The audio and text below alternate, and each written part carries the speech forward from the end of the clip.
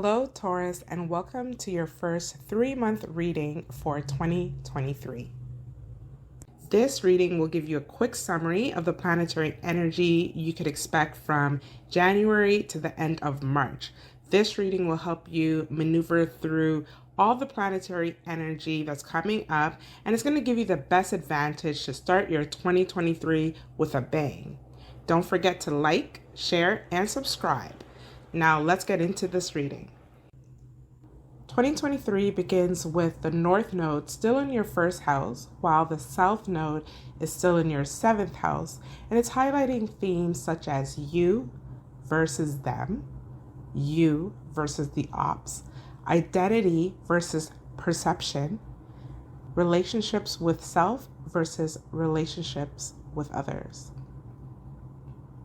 Mars has been retrograde in your 2nd house since October, slowing down your movement surrounding the money you make, slowing down your progress towards certain material possessions that you wanted to acquire. With Mars now going direct, you will now have an opportunity to go after the tangibles that validate your hard work.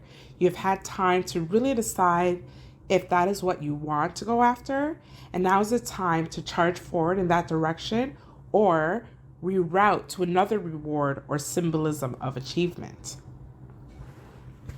Saturn makes an appearance in your 11th house, where you feel a strong intuition to purge some friendships in your life in hopes of finding peace or replacing them with friends that are not so fair weather, friends that bring more substance and stability.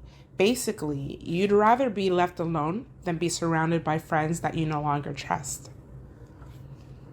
By the middle of March, Mars squares Neptune, and its energy can bring a time where it can create defensiveness and confusion. Because it has to do with your 2nd and 11th house, you may feel like you're in a position to defend your self-worth against people you call or formerly called your friend. I'll advise to try to hone it in, as this energy creates a mirage that tends to only provide half the story. In other words, get the facts before you act. We also have Pluto changing from Capricorn in your 9th house to Aquarius in your 10th house, bringing changes to your career, your title in life, and your reputation. Changes that can bring long-term benefits, but of course it will come with things, status, and people being removed from that area to make room for the transformation.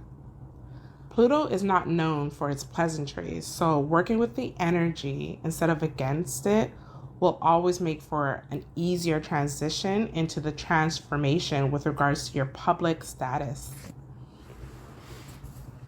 We also have Mars interacting with Pluto during this time in conjunction. This interaction will bring you much power when it comes to debating for things that are in your best interest. This can be contractual debates that will determine the direction you take with regards to your career and or switching or keeping certain titles. It has to make sense for you, and once things are ironed out on paper, the decision to transition will be a much easier process for you. So by the end of the month, the end of March, there's going to be a beautiful water trine that is presenting you with a gift of discovery. There's an opportunity that can be presented to you due to an opening of time that you would have normally spent with someone or doing something that no longer serves you. There's a space to discover a new friendship or a new skill that can bring you great rewards towards your accomplishments.